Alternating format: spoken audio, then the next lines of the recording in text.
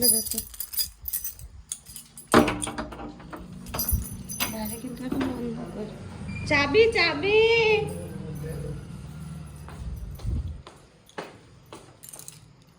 এটা না,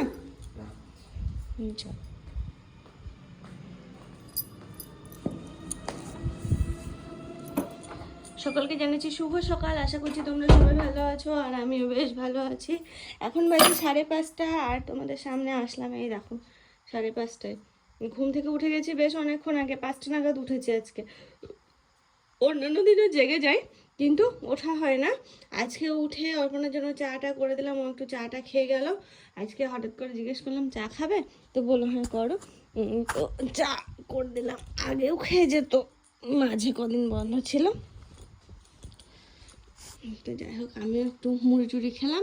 এখন একটু বিছানায় দেখো উঠে বসেছি। ঘুম আসবে না আমি জানি, হয়তো জেগেই থাকবো, তবে শুয়ে থাকবো। এত ভোরবেলা উঠে এখন কোনো কাজ নেই, হালকা ঠান্ডা আছে বাইরে, আর এই ঠান্ডাটা না গায়ে বসে যায়, মানে ঠান্ডা লেগে যায় এই টাইমটায়। জানো তো, আমি না ঘুম থেকে উঠে গেছি অনেকক্ষণ হলো, দিদি এসে বাইরে থেকে ডাকছে অনেকক্ষণ থেকে, আমিও সাড়া নিচ্ছি অনেকক্ষণ ধরে, তারপরে কিছুতেই শুনতে পাই না। আমি জোরে করে যখন সাড়া নিলাম তখন বুঝতে পারলো, কারণ আমার এই ঘর থেকে কিচ্ছু বোঝা যায় না।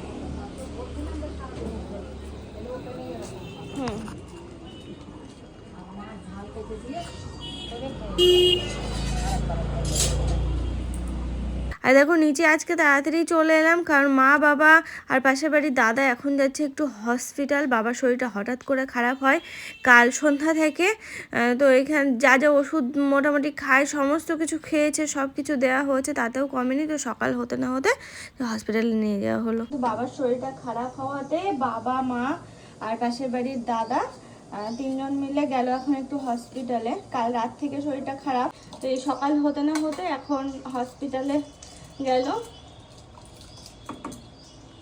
সাথে মা আর ওই দাদা। আর আমি এদিকে আজকে রান্নাটা চাপিয়ে দিলাম সকাল সকাল, একটু চাল ধুয়ে এই যে এখন ভাত চাপিয়ে দিচ্ছি। আর দেখি কি করব না করব কিচ্ছু জানি না। মাছ এসেছে, মাছ যদি কাটা থাকে তাহলেই হবে এখন, আর যদি না থাকে তাহলে দেরি আছে এখনো মাছের হাত দিতে। রুই মাছ পাঠিয়েছে, খুব ভালো হলো, খুব ভালো হলো। একটু ডাল করব, মসুর ডাল, আর একটু আলু সিদ্ধ দেব, ব্যাস। মায়েরা বাবু আজ দেরি কেন? এবার আমি বলি আজকে, আজকে আমি বলি, অন্যদিন আমার বলো।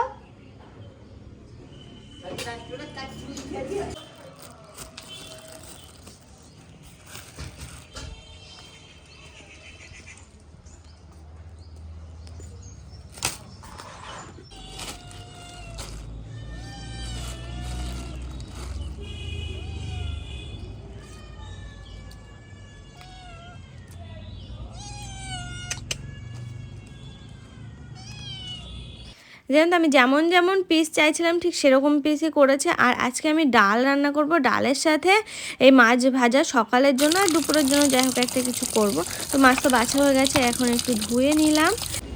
আর দেখো ওই কাকু এসেছে বাড়িতে, কাকুকে আবার চা করে দিলাম, তার আগে সাজিদিকে চা করে দিলাম। সাজিদি খেয়ে তারপরে বাড়ি গেল, আর আমি আর কাকু এখন এখানে রয়েছি, গল্প করছিলাম নানান রকম। ভালোই আইডিয়া আছে।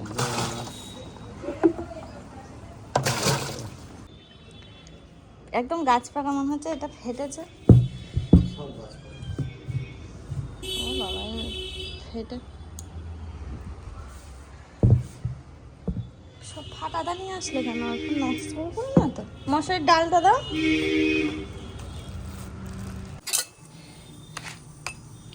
তো এই দেখো মাছে লবণ হলুদ মাখিয়ে দিয়েছি, কড়াইয়ে তেলও দিয়ে দিয়েছি, আর এই সাইডে ডাল সেদ্ধ চাপিয়েছি সকালের জন্য। ভাত তো হয়ে গেছে অলরেডি, ভাতটা নামিয়ে দিয়েছি অনেক আগেই। দুপুরের জন্য একটু মাছের ঝোল করে রাখবো। এখন মাছ ভাজা আমার আর অর্পণের জন্য, কারণ বাবার আর পরিস্থিতি, বাবা খাবে না, আর মায়ের হচ্ছে একাদশী, মা তো খাবেই না, সেই জন্য আমার আর অর্পণের এই এখন হচ্ছে ডাল সিদ্ধ হবে, মাছ ভাজা, আলু সিদ্ধ আর ডিম সিদ্ধ, এই হচ্ছে এখনকার মেনু। আর দুপুরের জন্য মাছ ভাজা, মাছ ঝোল করবো, প্লাস দেখি আর কি হয়, এখনো ভেবে উঠিনি আর কি করবো।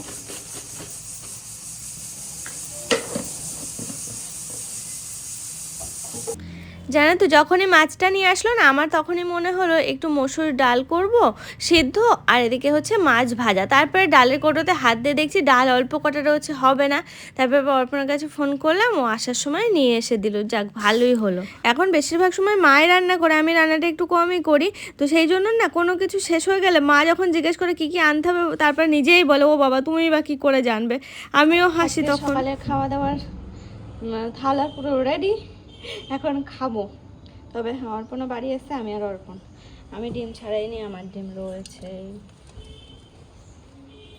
খাওয়ার পর্ব চুকে গেছে, এবার চলো যাই একটু রান্নার কাছে, মাছগুলো একটু ঝোল করবো। এই যে আলু কেটে রেখেছি, মশলা বাটবো, এখানে জিরে, কাঁচা পাকা লঙ্কা, কাঁচা শুকনো লঙ্কা, আর এদিকে একটু আদা আর সামান্য একটু সর্ষে নিয়েছি, দেখতে পাচ্ছ জিরের নিচে আছে।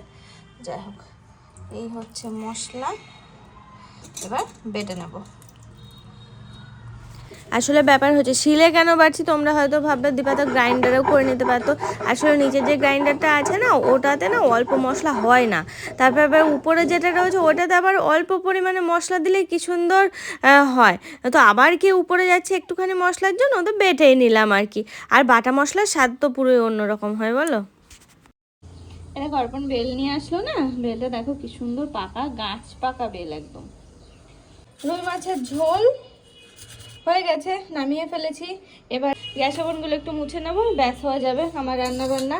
আর ডাল সিদ্ধ রয়েছে, যদি মনে হয় তো পরে সাতলে নেবো, প্লাস একটা কিছু ভাজা করে নেবো দুপুরের জন্য, আরে মাছের ঝোল, এতে হয়ে যাবে দুজনের। এখন বাজে 11:14, আমার রান্না বান্না সব কিছু কমপ্লিট, সকালের দুপুরের সব।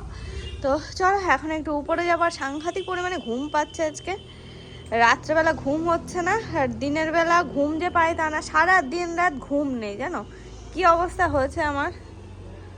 খুব কষ্ট করে করে ঘুমাই, 2-3টে বেজে যাচ্ছে রাত ঘুমাতে। ওদিকে আবার বেলায় একটু ওঠা হয়, 7:30-8টা নাগাদ উঠি, তাও। এখন আবার এলাম একটু ছাদে, অর্পণ রয়েছে, তো ভাবলাম আমিও একটু যাই। তো আমি আসলাম, তো দেখছি যে অর্পণ গাছগুলোতে জল দিচ্ছে, যাক ভালোই হলো, আমার আর দিতে লাগলো না, একটু কাজে গিয়ে দিল। খুলে গেল।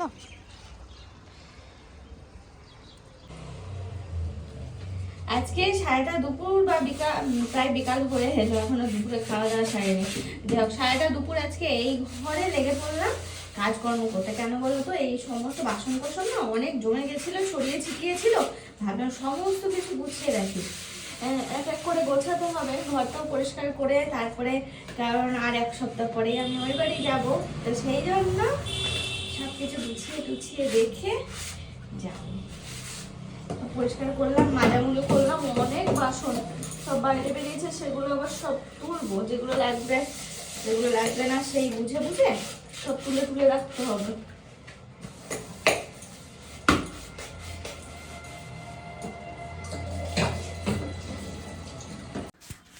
আর বলে না, এইগুলো না অনেক দিন থেকে ভাবছি মাজবো, তো আজকে ফাইনালি মাজলাম, আর ঘরটাও নোংরা হয়েছিল, তো ভাবলাম না হয় মেজেই ফেলি। তো চলো আজকের ব্লগটা এখানেই রাখছি, সবাই ভালো থেকো, সুস্থ।